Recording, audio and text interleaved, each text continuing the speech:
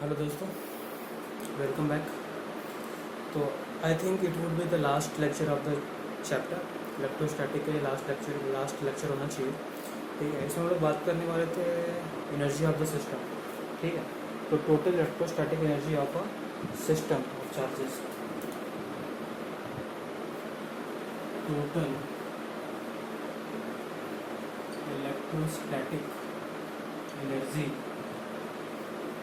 Of system of charges, ये अपना topic है आज का। Total electrostatic energy of a system of charges. समझते हैं इसको। मान लीजिए अपने पास कोई सिस्टम है, एक सॉलिड नॉन कंडक्टिंग स्फीयर है एसएनसी।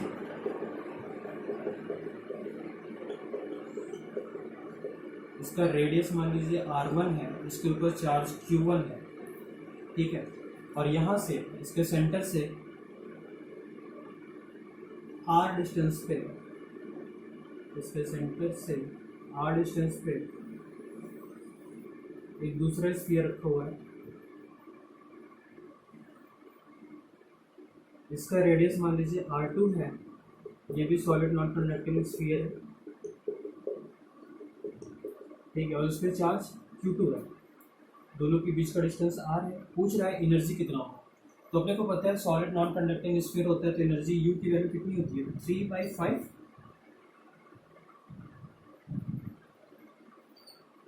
q1 स्क्वायर अपॉन में r1।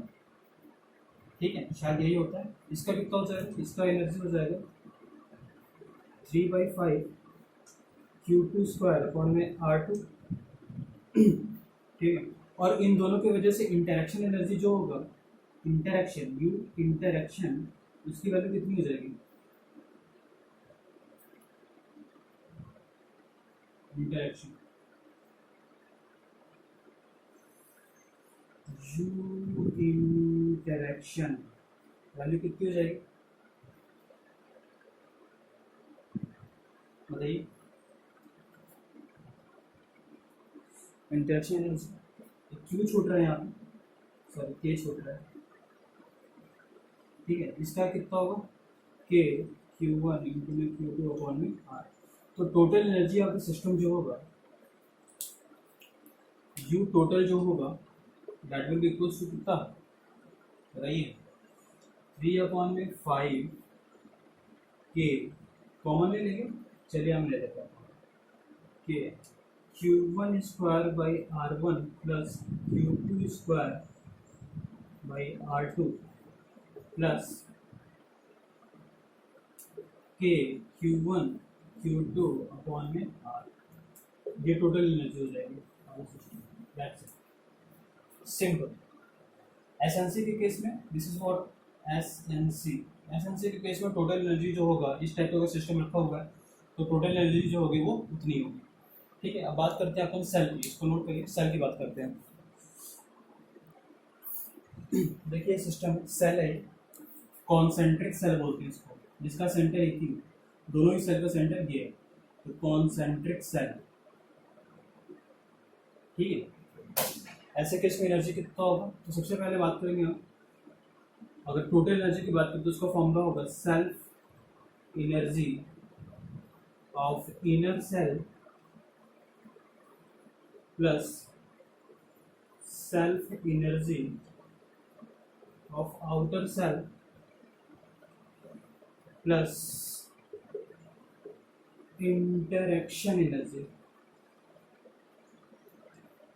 इंटरेक्शन एनर्जी, तो इनर सेल का सेल्फ एनर्जी कितना होगा? आपको पता है हाफ के क्यू स्क्वायर होता है, तो हाफ के q1 स्क्वायर अपॉन में ए। ठीक है, प्लस आउटर सेल का सिमिलरली हाफ के q2 स्क्वायर अपॉन में बी प्लस इंटरेक्शन एनर्जी कितना हो जाएगा? के q1 इंटू में q2 अपॉन में बी।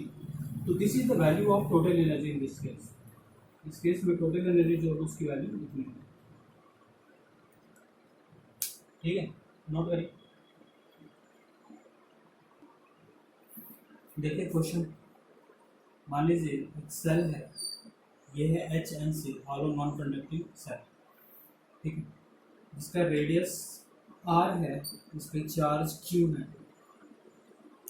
एक दूसरा है, ये है सॉलिड नॉन कंडक्टिंग स्फीयर, ठीक है, इसका रेडियस मान लीजिए 2r है, उस पर चार्ज q है। इनके बीच का डिस्टेंस जो है वो मान लीजिए d, the distance between the two cells is d। Find total energy of the system.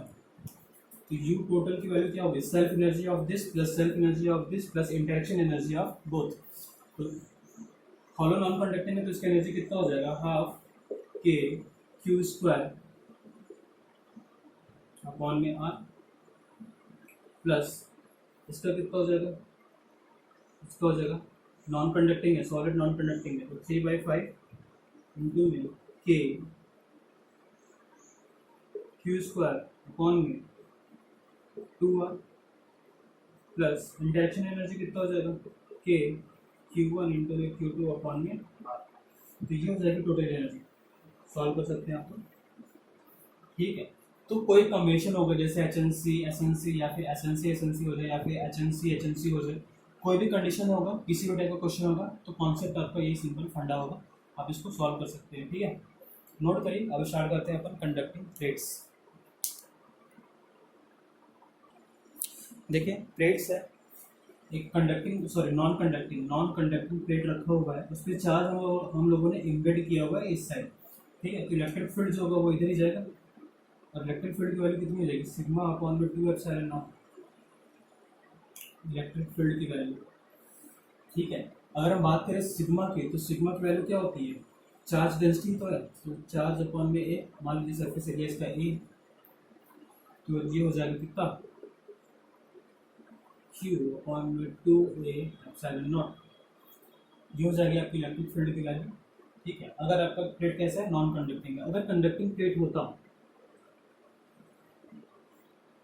देखिए अगर कंडक्टिंग प्लेट होगा तो इसके ऊपर अगर आप चार्ज Q दोगे तो वो क्या होगा, चार्ज प्लेट के दोनों साइड इक्वली डिस्ट्रीब्यूट हो जाएगा, यूनिफॉर्मली डिस्ट्रीब्यूशन होगा कंडक्टिंग प्लेट होने की वजह से, ठीक है। इसमें एक ही साइड है, क्यों, क्योंकि आपका प्लेट कैसा है, नॉन कंडक्टिंग है। यहाँ पे आपका है कंडक्टिंग प्लेट, तो उसमें जो होगा चार्ज वो इस तरीके से डिस्ट्रीब्यूट हो जाएगा। यहाँ पे इलेक्ट्रिक फील्ड जो होगा वो दोनों साइड जाएगा, ठीक है। और यहाँ पे इलेक्ट्रिक फील्ड की वैल्यू कितनी होगी, सिग्मा अपॉन में एप्सिलॉन नॉट, ठीक है।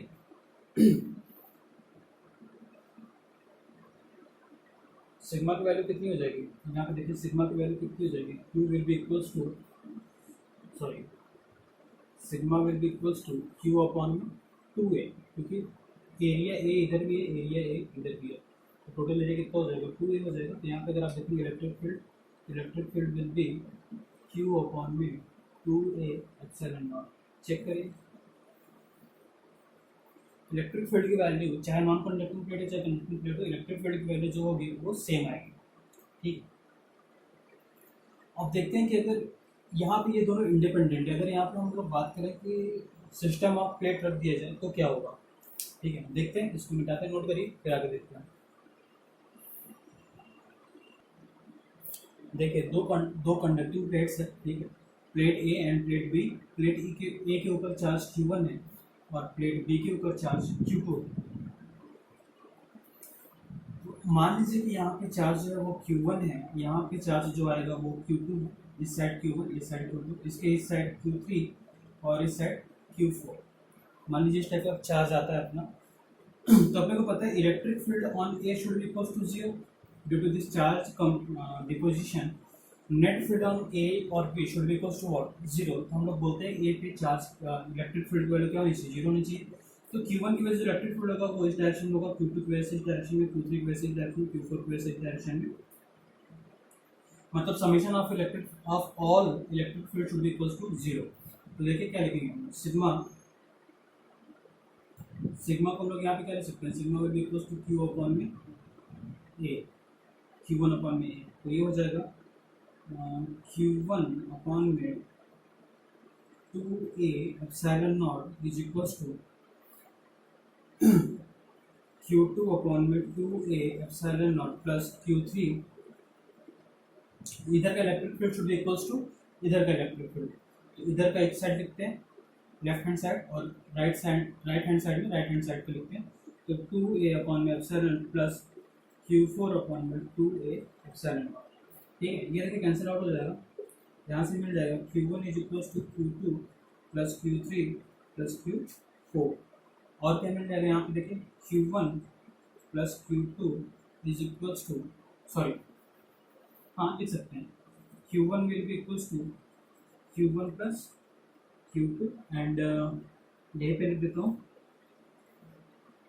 Q2 will be equals to Q3 plus Q4।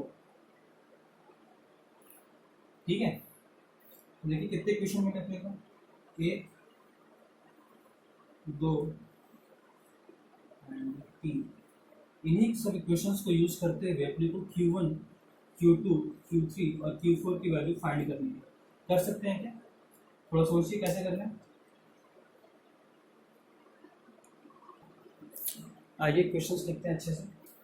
पहले क्वेश्चन आएगा अपना Q1 plus Q2 is equals to Q1। ठीक है, दूसरा क्वेश्चन आएगा आपका Q3 plus Q4 is equals to Q2। ठीक है, तीसरा क्वेश्चन आएगा आपका Q1 is equals to Q2 plus Q3 plus Q4। और चौथा क्वेश्चन आएगा आपका Q4 is equals to Q1 plus Q2 plus Q3। नाम दे देते हैं इक्वेशन 1, इक्वेशन 2, इक्वेशन 3, इक्वेशन 4।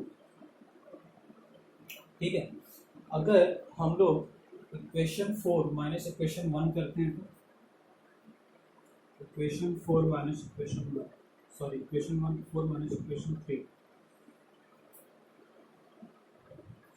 क्या मिलेगा आपको, देखिए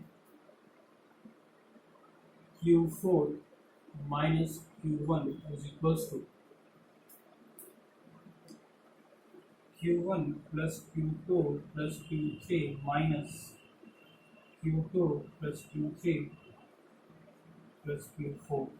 सॉल्व करिए इसको, तो Q4 minus Q3 is equals to Q1 plus Q2 plus Q3 minus Q2 minus Q3 plus Q4। Q2 Q3 से Q2 Q3 कैंसिल हो जाएगा। ठीक है, अंदर क्या बच रहा है, देखिए ध्यान से, Q4 minus Q3, sorry Q4 minus Q1, Q4 minus Q1 will be equals to Q1 यहाँ पे प्लस Q4। सॉल्व करिए, क्या मिलेगा अपने को,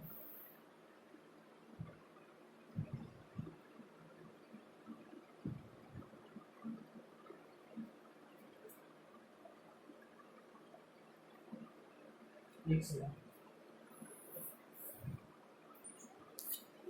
देखिए यहाँ पे साइन मिस्टेक है, ये माइनस होगा। ठीक है, तो यहाँ से आप देखोगे तो Q1 इधर से नजर है, फिर Q4 to Q4 is equals to 2Q1, 2 से 2 कैंसिल हो जाएगा, यहाँ से निकलेगा Q1 is equals to Q4। तो इम्पोर्टेंट रिलेशन आया, यहाँ पे लिख लेता हूँ मैं Q1 is equals to Q4। यहाँ पे इसलिए लिख रहा हूँ क्योंकि मुझे मिटाना पड़ेगा आगे सॉल्व करने के लिए। ठीक है, नोट करिए। अब अपने को करना है इक्वेशन 3 प्लस इक्वेशन 4। क्या हो जाएगा, Q1 plus Q4 is equals to Q2 plus Q3 plus Q4 plus Q1 plus Q2 plus Q3। यहाँ से देखिए Q1 plus Q4 will be equals to Q2 Q2 and Q3 Q3। तो लिख सकते हैं क्या, Q1 plus Q4 plus 2 Q3 plus Q2। Check करिए, Q4 single है, Q1 सिंगल है, लिख दिया, Q2 Q2 Q3 Q3 two times लिख दिया। ठीक है, Q1 से Q1 कैंसिल हो जाएगा, Q4 से Q4 कैंसिल हो जाएगा और यहाँ से 2 कैंसिल हो जाएगा। अपन लिख सकते हैं कि Q3 plus Q2 is equals to 0, यहाँ से निकल के आएगा Q3 is equals to minus Q2। दूसरा रिलेशन निकल के आया Q3 is equals to minus of Q2।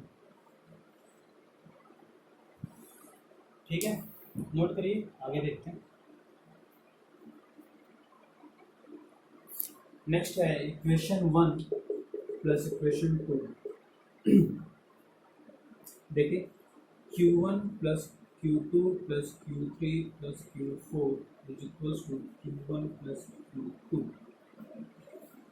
ठीक है, तो देखिए ना Q1 और Q4 इक्वल है, तो हम लोग लिख सकते हैं Q1 को Q4 लिख सकते हैं क्या?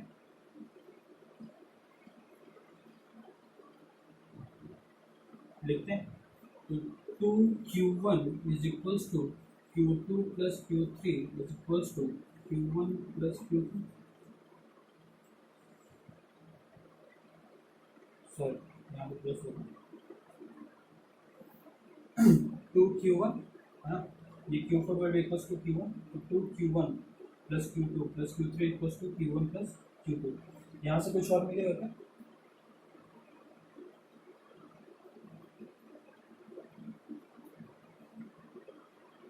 Q2 is equals to minus of Q3, तो Q2 को हम लोग माइनस Q3 लिख सकते हैं क्या? देखिए यहाँ से, या फिर Q3 को माइनस Q2, तो लिखिए 2Q1 प्लस Q2, Q3 को हम लोग लिखेंगे माइनस Q2, तो minus Q2 is equals to Q1 plus Q2। ये कैंसिल हो जाएगा, यहाँ से Q1 इज इक्वल्स टू क्या मिल जाएगा? Q1 plus Q2 by 2। And my dear friends, Q1 is already equals to Q4, that is it is also equals to what? Q4। तो देखिए Q1, Q2, Q3, Q4 सारे की value मिल गई। Q1 and Q4 will be same, Q1 plus Q2 upon Q2। ठीक है, Q3 will be opposite of Q2। तो ये value है आपकी charges Q1, Q2, Q3 and Q4 की। ठीक है, इसको इतना याद रखने की जरूरत नहीं है, इसको समझने के लिए, इसको लिखने के लिए एक सिंपल तरीका है, इसके बारे में हम लोग आगे बात करेंगे।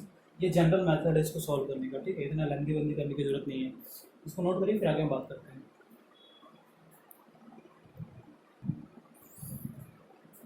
देखिए हमारा जो रिजल्ट आया था वो था Q1 was equals to Q4 and that was equals to Q1 plus Q2 by 2, और Q2 जो था वो माइनस Q3 के बराबर था। ठीक है, इतना रिलेशन याद रखिए। देखिए कैसे सॉल्व करना है अपने को, अगर अपने को ये फॉर्मूला याद ना रहे तो कैसे करना है। मान लीजिए दो प्लेट है ऐसे, ठीक है, दो प्लेट है, मान लीजिए इस पे चार्ज 3Q है और इस पे चार्ज 5Q है। पूछ लिया, बताओ Q1, Q2, Q3, Q4 की वैल्यू कितनी है? तो कुछ नहीं करना है। ठीक है, जैसा कि अपने को पता है Q1 और Q4 की वैल्यू क्या है, सेम है, तो टोटल सम कर दीजिए, चार्ज जो है उसका टोटल समीशन कर दीजिए, तो कितना हो जाएगा 3Q plus 5Q that is equals to 8Q, 8Q divided by 2, 8Q divided by 2, तो कितना हो जाएगा 4Q। तो टोटल चार्ज का आधा बाहर, 4Q इधर और 4Q इधर, टोटल चार्ज का आधा बाहर आ गया। देख लीजिए टोटल चार्ज कितना है 3Q plus 5Q that is equals to 8Q, 8Q का आधा 4Q, 4Q बाहर हो गया, इधर और इधर Q1 और Q4 दोनों इक्वल है। देखिए ठीक है, अब देखिए ये Q4 है, ये Q3 है, तो टोटल चार्ज कितना है Q3 है, यहाँ पे चार्ज कितना हो गया 4Q, तो यहाँ पे कितना आना चाहिए -Q, तभी तो टोटल चार्ज 3Q के बराबर होता है।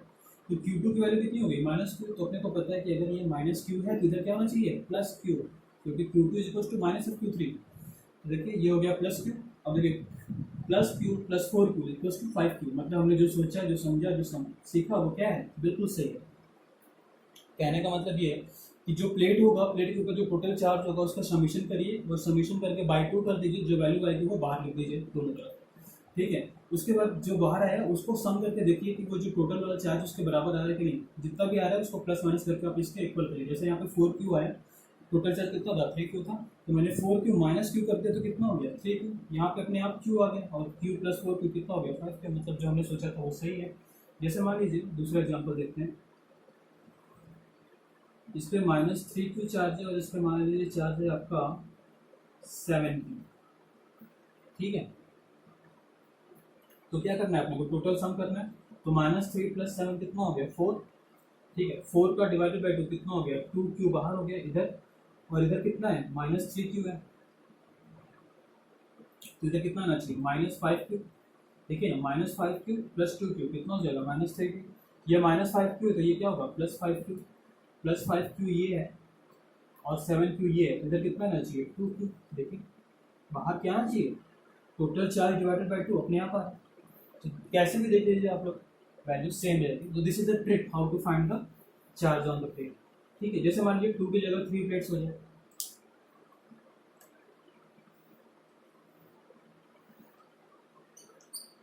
Q3Q 4Q मान लीजिए ये कंडीशन है, कितना हो जाएगा टोटल चार्ज कितना हो गया 4 3 7 1 8, 8 डिवाइडेड बाई 2 कितना हो गया 4Q, तो ये कितना हो जाएगा 3Q,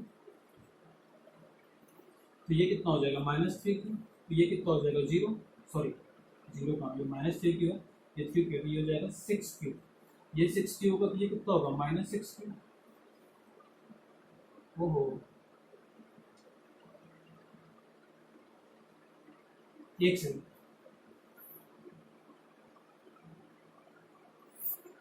मिस्टेक देखिए यहाँ पे हुआ था, ये 4Q है, सॉरी कितना था ये 4 4 4 8, 4Q इधर आएगा, तो इधर कितना आना चाहिए -3Q आना चाहिए, तभी तो ऊपर चार्ज कितना आएगा Q आएगा, ये -3 तो ये +3 हो जाएगा,